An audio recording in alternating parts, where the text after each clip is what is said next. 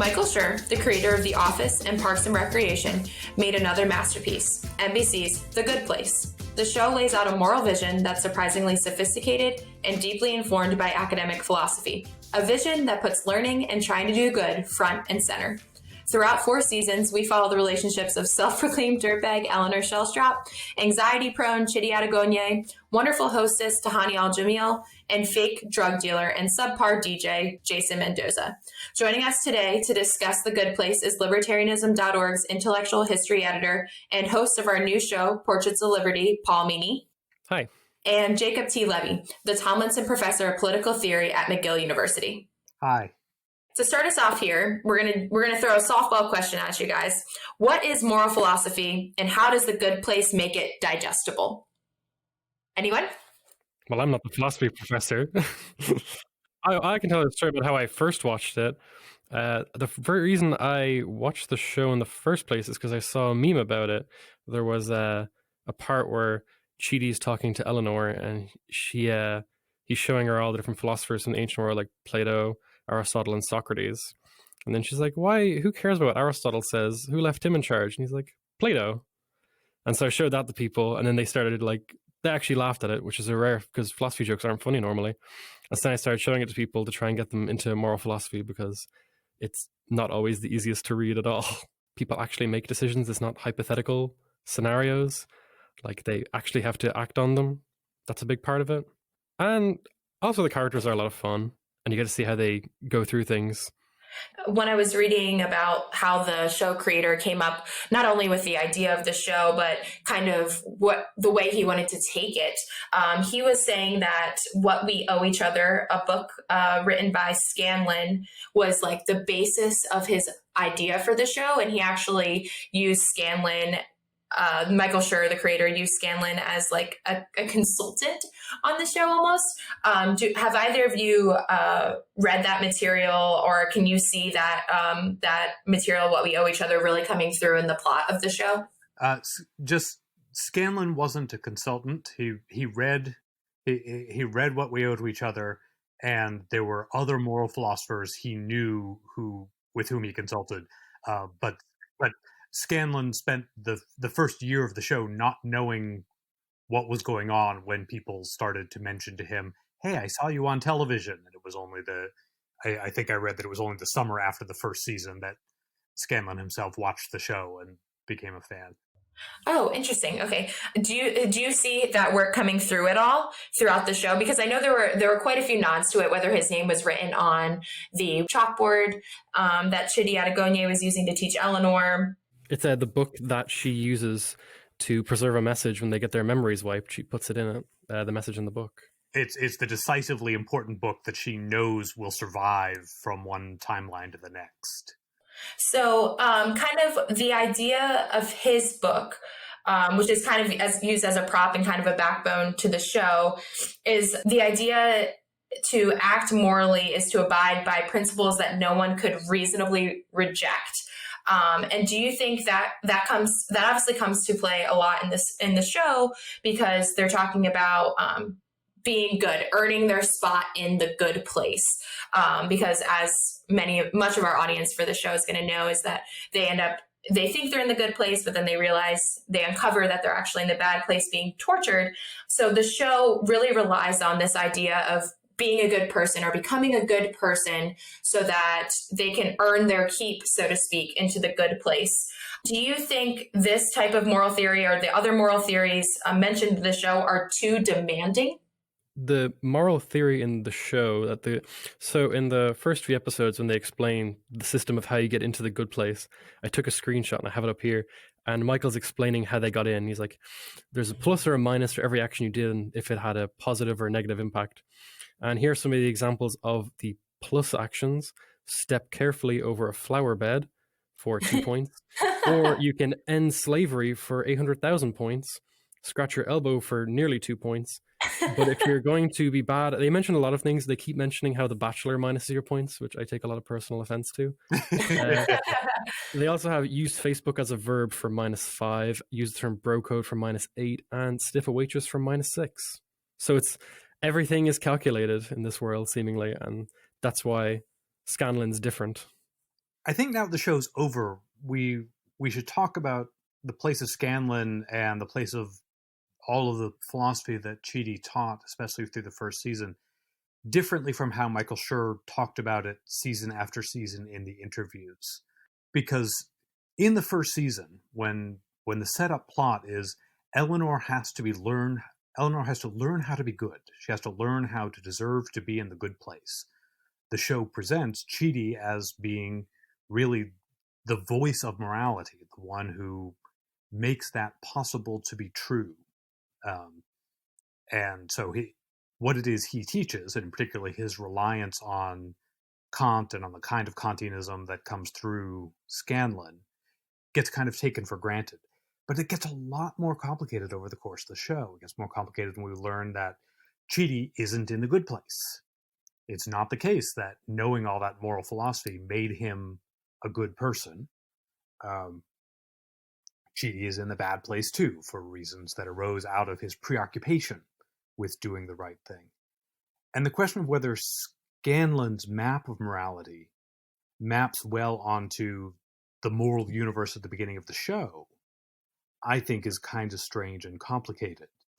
The point system, they never say the point system lines up well with morality according to Scanlan. And the point system, over the course of the show, we come to think of as being not a very good map of morality at all. The universe's map of morality changes over the course of the show. And Chidi's account of morality changes over the course of the show, over the course of his lifetimes. So season by season, Schur would give these interviews and talk about his influence as he came to the show that encouraged us to think the show's morality and Scanlan's morality and Schur's morality were all the same. But I don't think it looks like that after 4 seasons. I think it got, interestingly, a lot more complicated than that.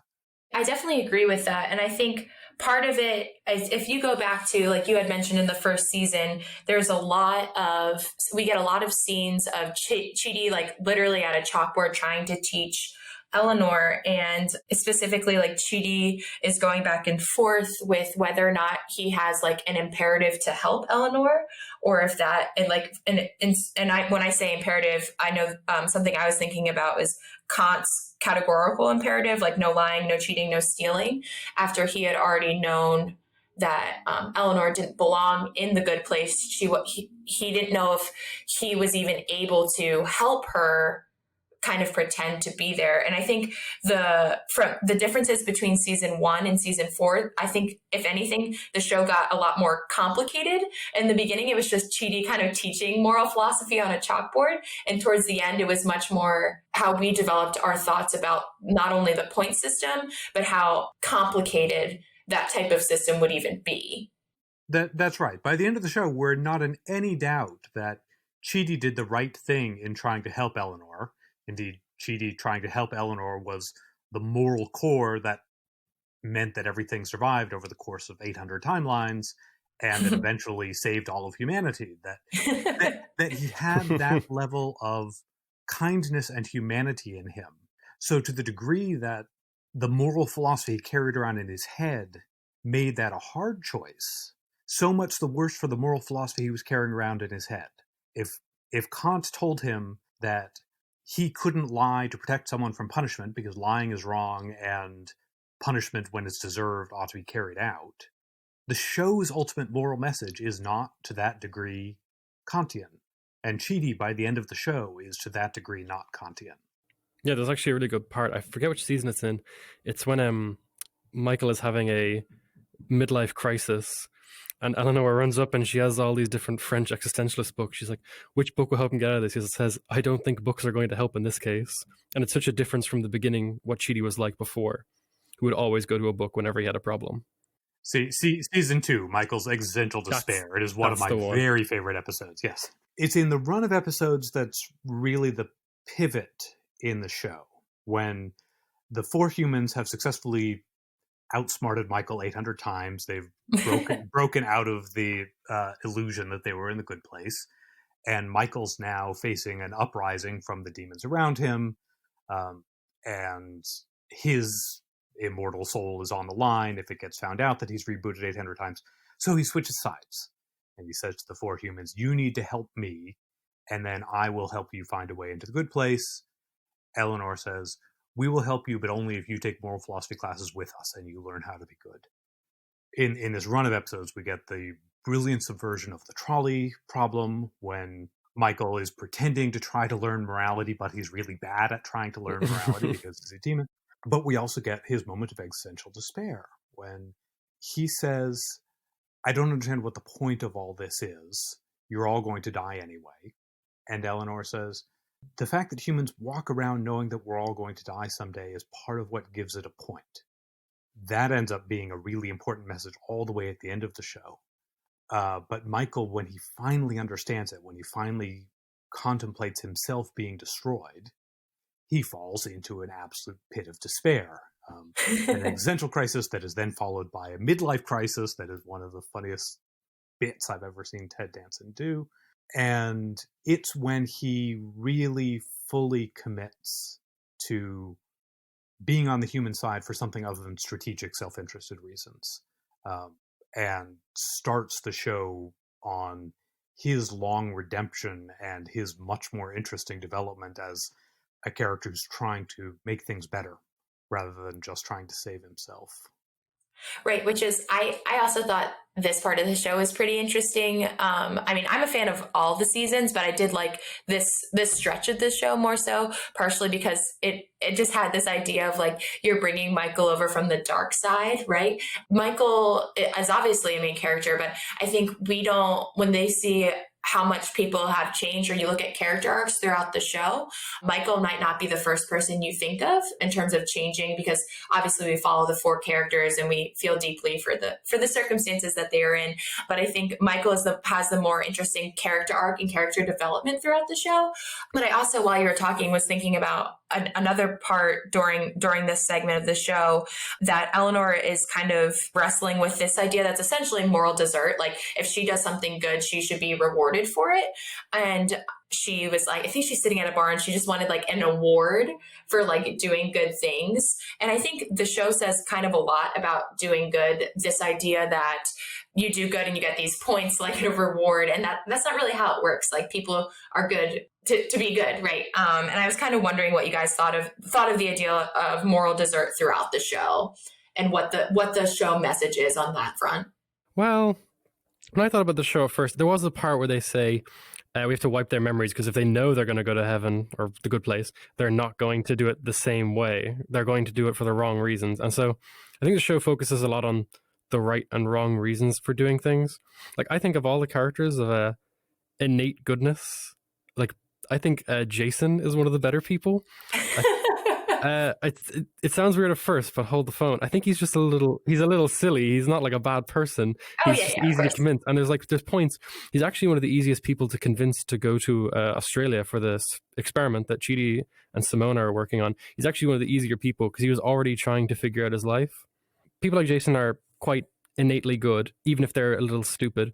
People like Tahani are very intelligent, but even though they actually bring a lot of good to the world, they still aren't admitted to the good place. So Tahani spends her entire life like doing amazing things for people, donating constantly to charity, but she does it all for the wrong reasons. She does it for recognition. So I think the show focuses a lot on the idea that doing the right thing, it doesn't always do much for you, and life isn't particularly fair, but there's good reasons to do it anyway. You don't need to always have a big thumbs up or a pat on the back for what you do. That's hard, though. That's hard to deal with, because then morality, what's the point? Yeah, I think that goes consistently through, even when over the course of the first couple seasons, the moral map of the universe is a little bit of a mess. Right. The point system as we see it laid out in those first 3 episodes, there's nothing in there about don't do it for vain reasons. And when eventually Tani complains, what on earth am I doing in the bad place? I raised $600 million for charity, and they make her realize she did it for vain reasons and corrupt motives. None of that was on the chart about the good place. And the point system also doesn't really make sense of the you have one fatal flaw theory that ends up creeping in, that the reason Eleanor's in the bad place is because she's selfish, and the reason Chidi's in the bad place is because she's indecisive, and the reason Tani is because she's vain. and they need to overcome those character flaws. See how you didn't mention one for Jason? This is consistently the point at which a character like Michael just laughs and looks at him and says, "Really? You have to ask?" But so I think the affirmative vision about what counts as doing good gets a little muddled in the original point system universe. But the denial of moral desert really does go straight through.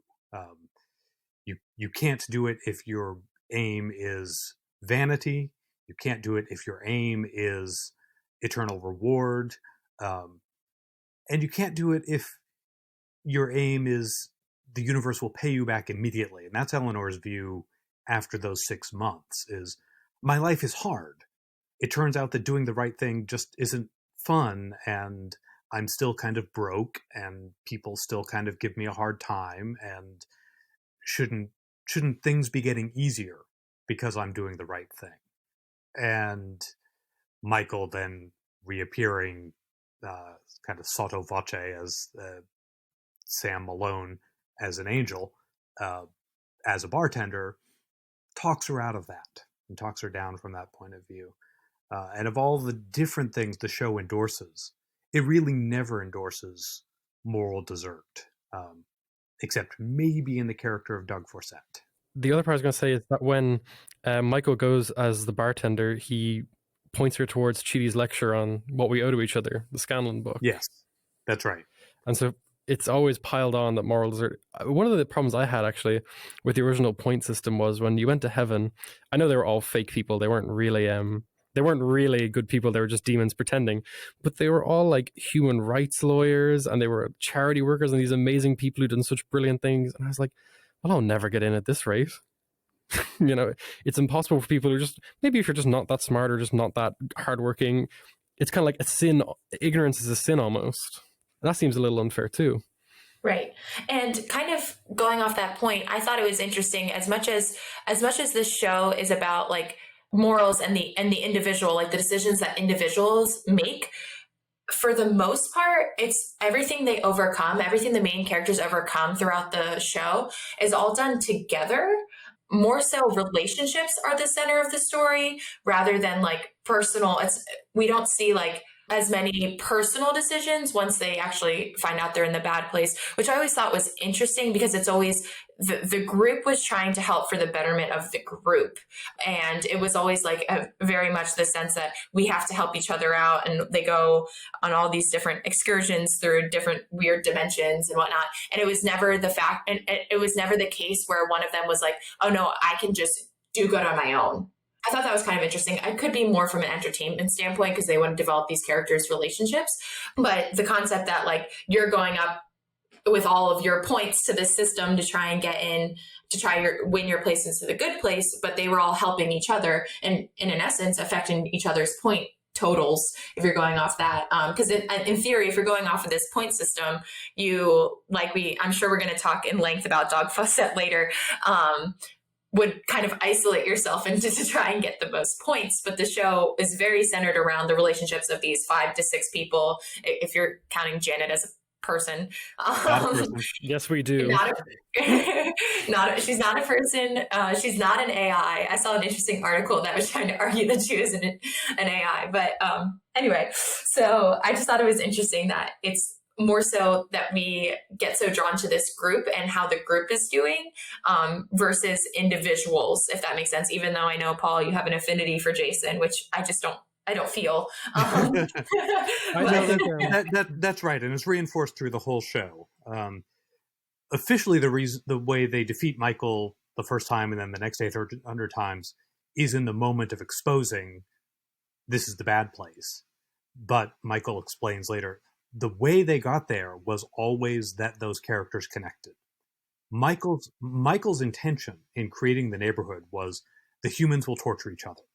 It was Sarge. Hell is other people. I'm going to find 4 people, put them together, and they will torture each other forever. And he fails because these 4 people drawn to each other over and over and over again, 800 times, help each other and make each other better. That's absolutely the moral core of what goes wrong with Michael's experiment. And also on top of that is there's whenever people have their moral low point, it's always because they push people away and sulk alone. It's only through other people that they ever come back from these lows. No one ever solves a problem alone per se. It's always in groups. How about we head up and talk about Doug Fawcett?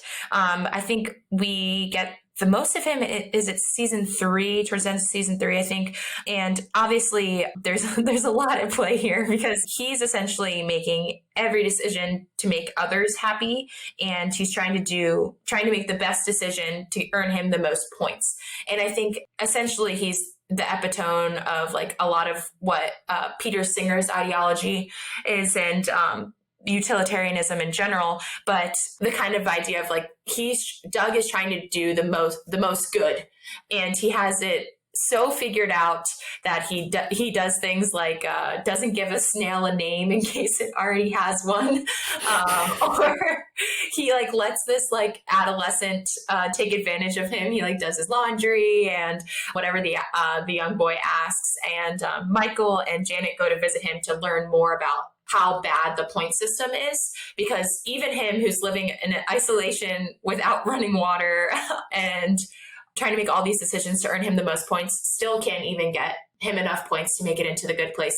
And I thought it was interesting because the core of that episode, or those 2 episodes, was about how interconnected we've become. So the decisions we make, we may think they're good, but they could have bad unintended consequences, especially as our world has become more and more connected. So I think the example they used was like buying a tomato and the bad unintended consequences that tomato could have, even though like it's healthy for you, or so on and so forth. So I was wondering what you guys all thought of this kind of, not, I would say it was kind of like an attack, or their way to kind of combat the utilitarian Peter Singer type ideology. So one of the really neat things about how we get Doug Fawcett is they don't yet know that he's not getting into the good place. That comes 2 episodes later. At the time, Doug Fawcett is famously the one who figured out almost the whole complete point system when he was on an acid trip in the 1970s. And so as far as they know, he's a moral hero when they go to visit him. And the fact that the episode then portrays him as not leading a good life, independent of the point system, that Michael and Janet are able to conclude on their own before they know he's going to the bad place. This isn't what a human life is supposed to be. You're not actually living. You're not actually living a life that has any flourishing to it. You're not doing anything that makes yourself happy. Is an indictment in narrative terms and from the character's perspective, before we find out that it doesn't even work in terms of the universe's moral system. That's Bernard Williams' critique of utilitarianism. People actually have to have their lives of their own to live. You aren't just an instrument to serve everyone else's total pile of utility. Each person has to have a life that's worth living, and therefore utilitarianism falls into a kind of contradictory collapse, because if everyone just runs around trying to be an endless instrument for everyone else's ends, no one actually has any ends. And Doug doesn't have any ends. All he has is this conviction from his acid trip decades ago that this is the way to get into the good place. And even then, he's actually relying on moral desert as well, which is another problem. Yeah, it's true. They never mention that. They never mention that having reached this conclusion, none of his points should count at all, according to what we've been told. Yeah, and there's also, I had a friend who he became a very classical utilitarian, and we were chatting one day, and I was saying, he was studying English literature in college, and I was saying, wouldn't you just become an investment banker and then just donate most of your cash? And he's like, yeah, but that wouldn't be too much fun. So you have to lead your own life. Even the most stringent utilitarians, you can't really spend your entire life for other people, like poor old Doug does.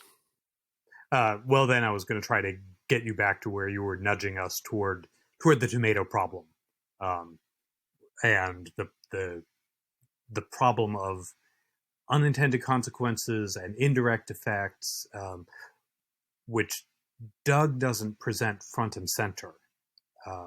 He's aware of them, and that's why he's living on the radishes that he grows in his backyard.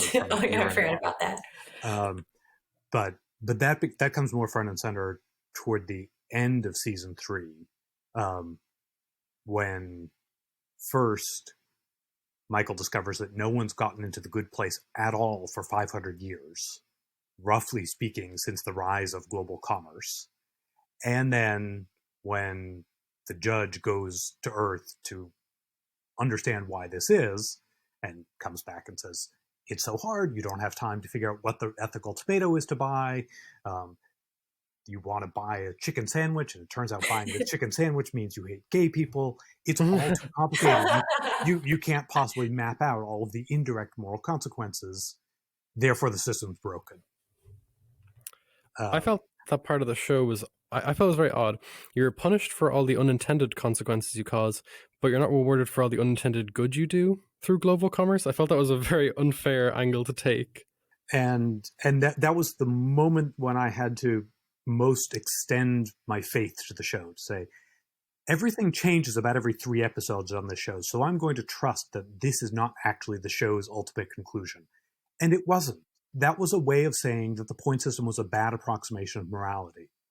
It really did look like, for those couple of episodes, they were saying, well, the fact of global trade and the fact of social interconnectedness makes us all terrible. But that wasn't where the show ended up. That would have been an incredibly disappointing ending.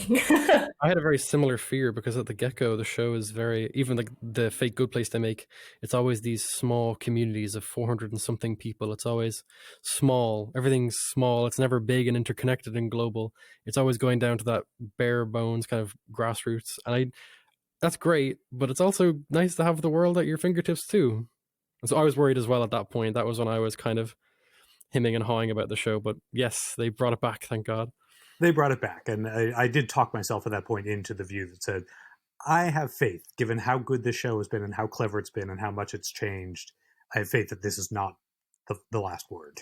Yeah, I would agree with that. I think maybe in the first season or so, I was a little bit worried that they were, especially with such dense topics, they were going to almost, like we talked about in the very beginning of our interview here, about making it almost too digestible, so watering it down so that it didn't have the depth that I would appreciate, so to speak.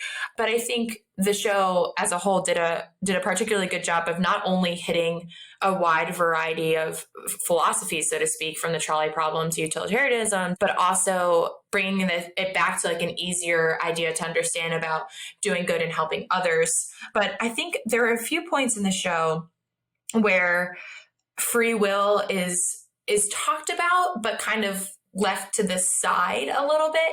And I kind of wanted to dig into that a little bit. So for our last episode, we had on guests to talk about Westworld, and obviously free will is a much bigger topic in that show than it is in this one.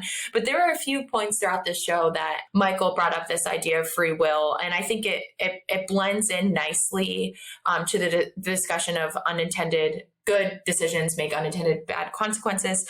I was kind of wondering what you guys think the larger show says about free will.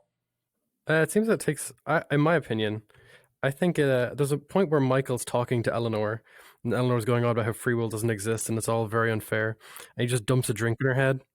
Oh, yeah. Yeah, that's kind of, I think a lot of people's opinion, including my own, is that you kind of have to believe it exists, and you have to act as if it did, and take that responsibility on yourself, even if maybe you don't have all the control in the world. To take that responsibility as a moral being, I think is a big part of the show.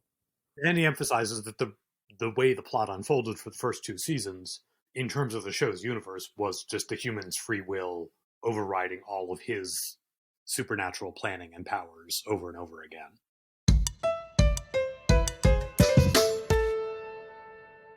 I was kind of hoping that we could jump in and talk about the end, because the end is obvious. The end of the show, the end of season 4 particularly, is very poignant in the sense that it was this, we spent 4 seasons trying to fight our way into the good place. And we kind of got this feeling once we got there that, we completed our journey. We like made it to our goal, but it wasn't as happy as you would have thought it would be. And the show didn't tie up in a rainbow, the idea that like, oh, they made it to the good place and it's like happily ever after. So what did you guys think about the ending of the show? I thought the ending was absolutely brilliant. It was such a great ending. I expected from the original season that they'd eventually get to the good place and it would just be like a cut to black and they don't show anything.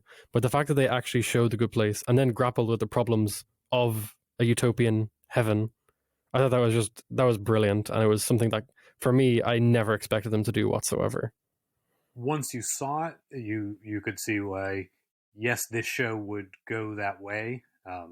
Look, they've gone through every divine and supernatural realm, and they've fixed all of the problems, and there's one more problem for them to fix. But I didn't see it coming. I didn't see it coming at all, and I thought it worked tremendously well. I'm in the same boat as you guys. I didn't necessarily predict it. I had a feeling we would get to at least see the good place, whether it be for like the second half of the last episode or whatever. But I think it really brought in this idea that Jacob had mentioned earlier too, is this idea that without endings, nothing necessarily matters. And Eleanor kind of hints at this earlier on in season 4, and especially towards the end, that once she lets Chidi go, it's this idea that like endings are really sad, but without them, there's nothing really matters, or there's nothing you're really working towards. And I think that was like a very good, especially from a show that's a sitcom, right? I think it was a very good way to wrap up the show that was in a way that was unpredictable, but it was also in a way that kind of left me like satisfied. Like I found recently that a lot of my favorite shows I've seen the endings of, I'm like not necessarily satisfied, or I'm disappointed because I feel like I could have written the ending of the show a lot better. But this is one of those that I really thought they took care and consideration with not only the relationships we've built with these characters, but kind of being realistic of the idea that endings like this need to happen. I thought it was one of the most unexpected, definitely the most unexpected scenes from the show. But it provided narrative payoff in one of the ways that the show continually impressed with.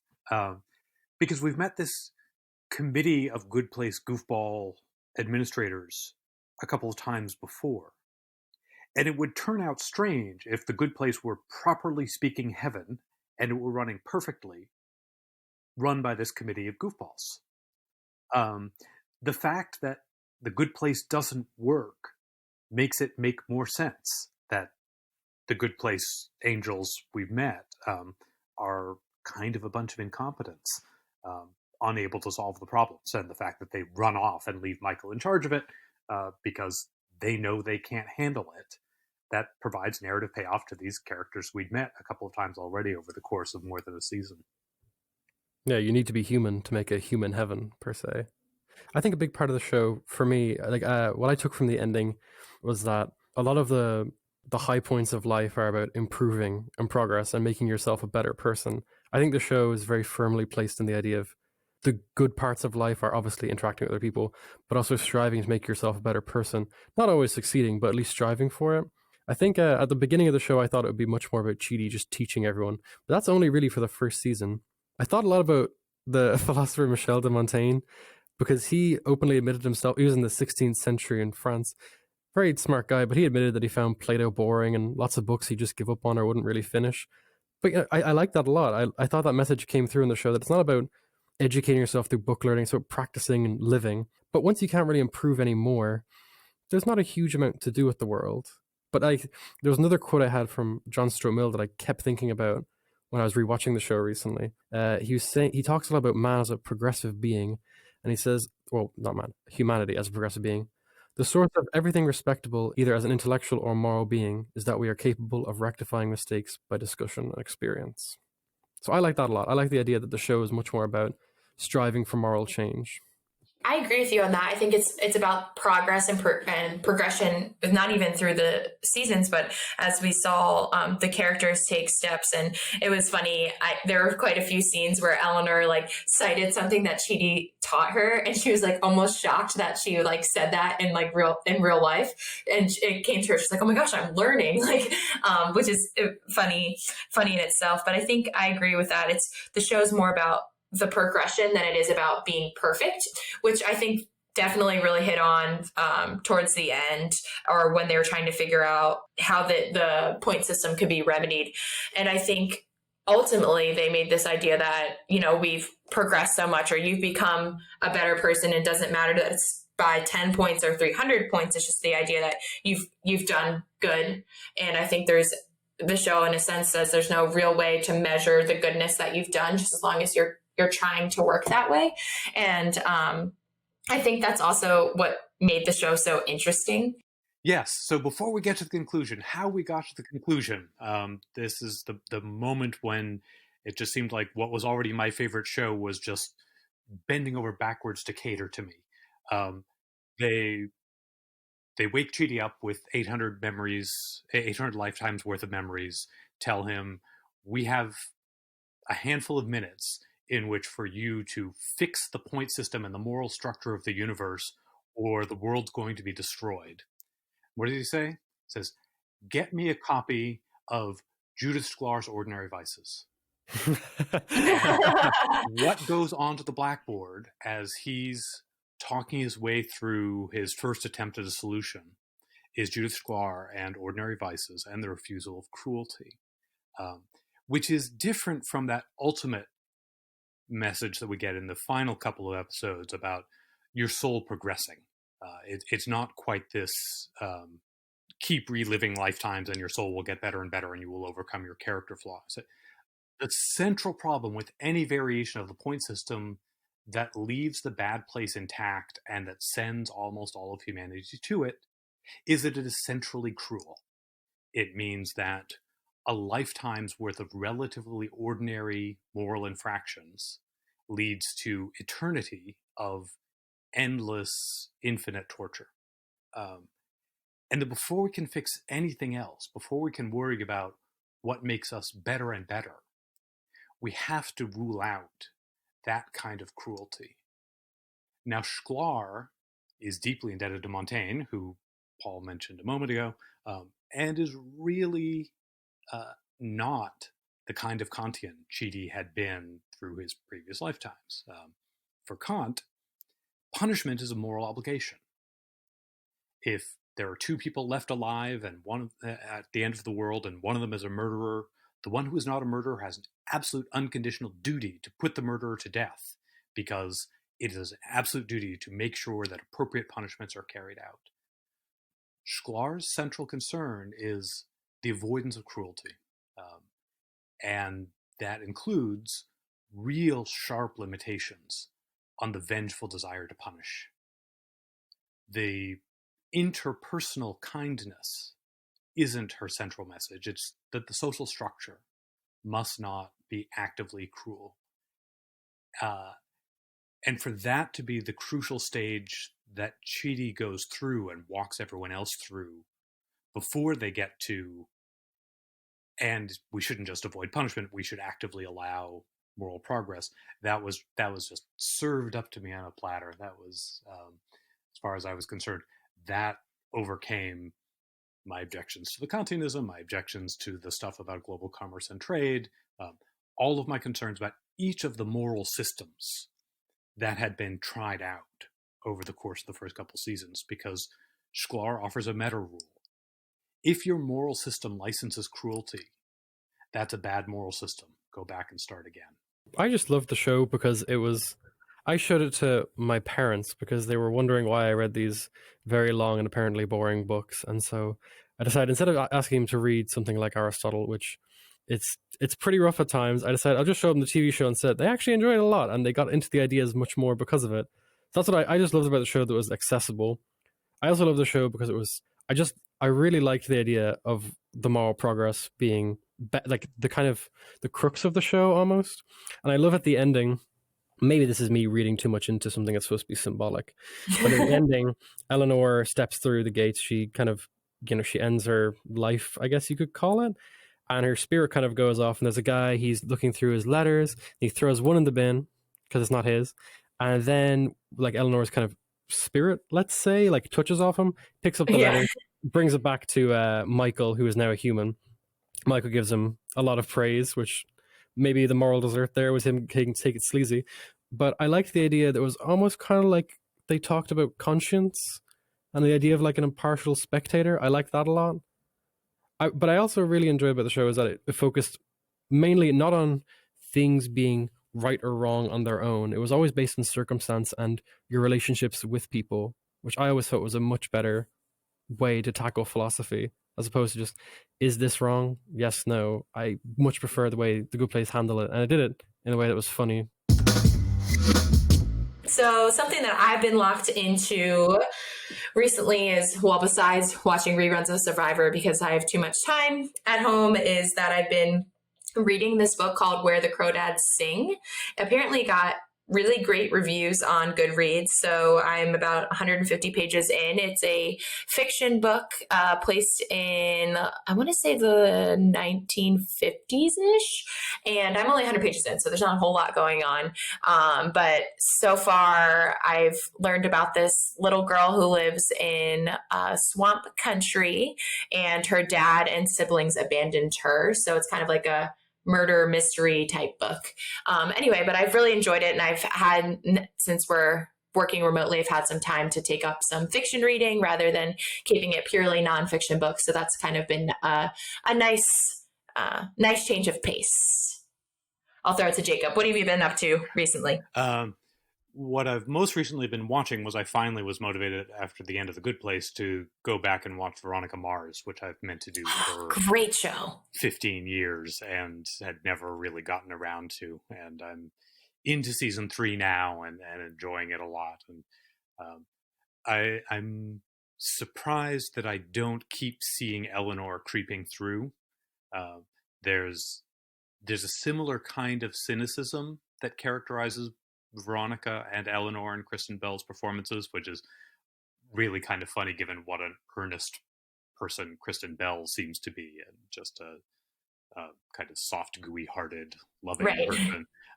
So there's a little bit of a cynical edge to the both of them, but they're very different characters, and I don't end up seeing one in the other the way that I often will, seeing one actor perform different roles over time. The thing that I've read most recently that I really liked, I'm in the middle of reading the end of the Wolf Hall trilogy, Hilary Mantel's The Mirror and the Light, but I'm not through that yet to evaluate it. But I did read The Italian Teacher by Tom Rachman, who had a big fiction hit a couple of years ago with The Imperfectionist. And one thing The Italian Teacher has in common with stuff we were talking about with respect to The Good Place is its protagonist is the son of a great artist, and he's spending decades struggling with the question of how his life matters in the shadow of his father. He ends up orienting several decades of his life around various versions of thinking about writing a biography of his father, trying to promote the value of his father's art to the art world, shaping himself around the greatness of his father, and then struggling with the question of where's the worth in his life. And the book doesn't offer as clear an answer as I think the Doug Forsett episode offers in The Good Place, but is struggling with a similar question. How much does your life have to be yours for it really to be a life that you're living? And how much orientation toward other people is too much? Paul, what have you been consuming lately? I do not watch a whole lot of TV. That's my problem. I should probably watch more. But I have been rewatching one of the best shows ever made, Avatar: The Last Airbender.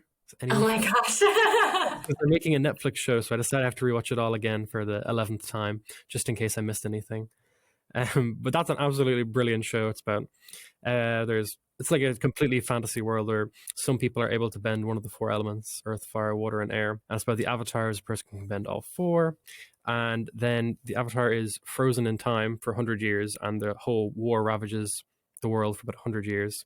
And he wakes up, and it's about him trying to fix the world afterwards. And it's brilliant. Great show. But there's not much depth to it. Well, there's lots of depth to it, but nothing I can really talk about without going into a very long half-hour praise of the show.